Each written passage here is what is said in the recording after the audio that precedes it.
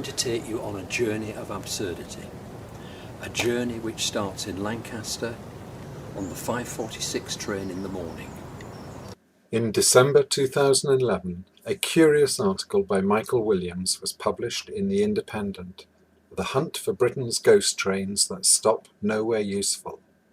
Williams said that these ghost trains provide services that wend their eerie way round Britain's rail network, almost unknown to the public and running mostly empty. Earlier that year, Simon Calder also wrote in The Independent of ghost trains to nowhere, including a train from Lancaster to Windermere via Morecambe.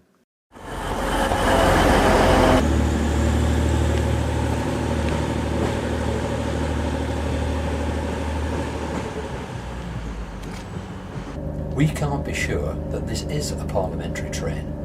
Apart from the reference to the train in an article by Simon Calder, the only other reference we've got is Wikipedia. So John, tell me, what is the origin of this term parliamentary train? In the 1840s, the government wanted to make sure that the railway companies offered to working men trains at affordable prices to get them to work. They therefore passed parliamentary acts to put this into effect.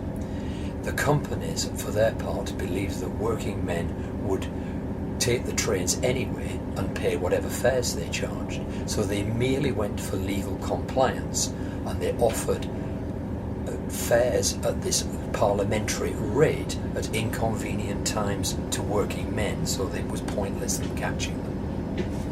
Okay, so what about parliamentary trains today? Well, very helpfully, we've got a BBC video on the BBC website in their magazine section, where there's an interview with Joss Rankin, the public relations person for Northern Rail, and she explains the reasons why parliamentary trains are used currently. And those reasons include? Actually, movement of stock, that they want the line kept open. It would be extremely expensive to go through the procedure. They admit that. Welcome to this first Trans-Pennine Express service to Windermere. But it's very helpful to be able to move stock over that line. They do not want it closed.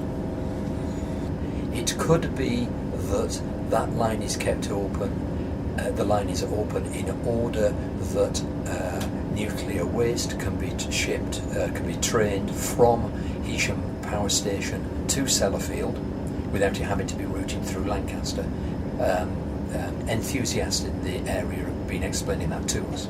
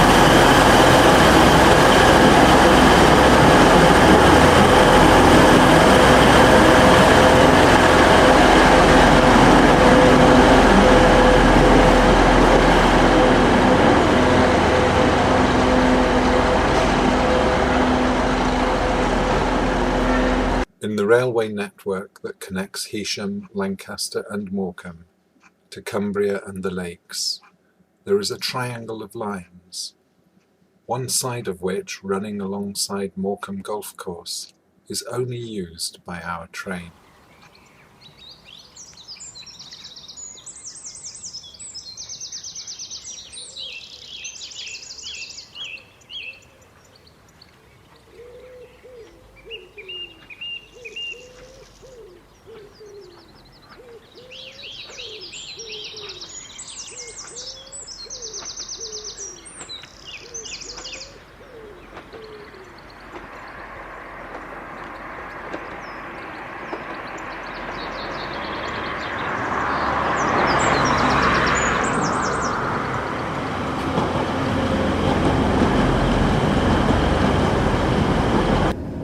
So why do you have doubts over whether the Lancaster to Windermere via Morecambe is a parliamentary train?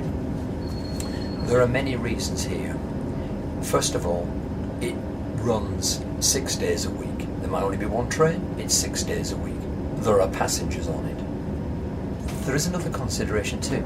There is no return service. There might be one every day at this strange time, very early in the morning, but there's no return that will take you from Windermere via Morecambe to Lancaster. But this railway is interesting for another reason. When the bill to establish a railway between Kendal and Windermere was being discussed in Parliament in 1845, it was opposed by worthy landowners in the district, but also the poet laureate himself, William Wordsworth. Wordsworth wrote to the Morning Post in 1844 to say that good is not to be obtained by transferring at once uneducated persons in large bodies to particular spots. There was organised landed opposition to the proposal, to which Wordsworth lent a philosophical justification. He wrote to Gladstone, the Prime Minister, saying that the line would destroy the staple of the country, which is its beauty, and on the Lord's Day particularly will prove subversive of its quiet and be highly injurious to its morals.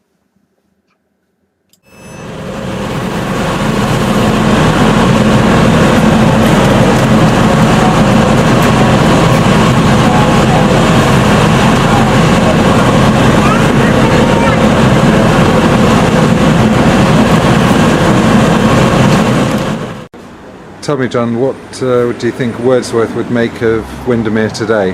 I think it's summed up in the first line of his sonnet that was in opposition to the railway. Is there no nook of England free from rash assault?